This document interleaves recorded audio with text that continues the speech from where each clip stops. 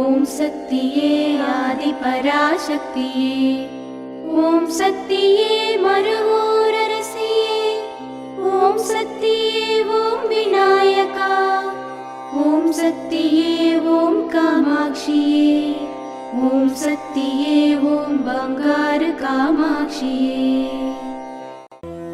ಓಂ ಶಕ್ತಿಯೇ ಬಂಗಾರ ಅಡಿಗಳೇ ಓಂ, ಓಂ ಶಕ್ತಿಯೇ ಬಂಗಾರ ಅಡಿಗಳೇ ಓಂ, ಓಂ ಶಕ್ತಿಯೇ ಬಂಗಾರ ಅಡಿಗಳೇ ಓಂ, ಓಂ ಓಂ ಓಂ.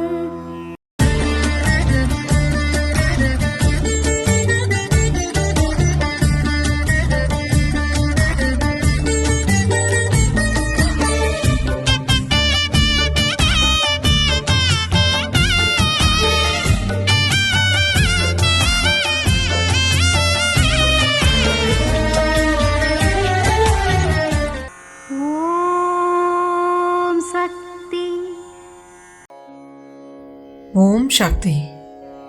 ಮಡಿಕೆಯಲ್ಲಿ ಉಳಿದಿರುವ ಗಂಜಿಯನ್ನು ಸ್ವಲ್ಪ ಸೇವಿಸಿಬಿಟ್ಟು ಉಳಿದಿದ್ದನ್ನು ಮನೆಗೆ ತೆಗೆದುಕೊಂಡು ಹೋಗಿ ಅದರಲ್ಲಿ ಸ್ವಲ್ಪ ನೀರನ್ನು ಬೆರೆಸಿ ಒಲೆಯಲ್ಲಿ ಸ್ವಲ್ಪ ಹೊತ್ತು ಇಟ್ಟು ಬಿಸಿ ಮಾಡಿ ಆ ಗಂಜಿಯನ್ನು 5 ಭಾಗವಾಗಿ ಬೇರ್ಪಡಿಸಿ 5 ದೀಪಗಳಲ್ಲಿ ಹಾಕಿ ದಪ್ಪದಾದ ಬತ್ತಿಯನ್ನು ಹಾಕಿ ಎಣ್ಣೆಯನ್ನು ಹಾಕಿ ಪೂಜಾ ಕೋಣೆಯಲ್ಲಿ ಇಟ್ಟು ದೀಪವನ್ನು ಬೆಳಗಿಸು.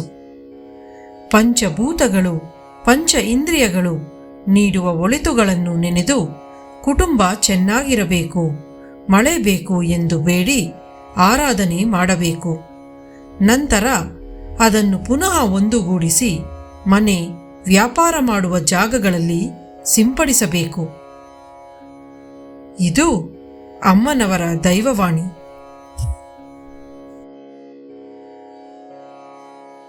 ಓಂ ಶಕ್ತಿ.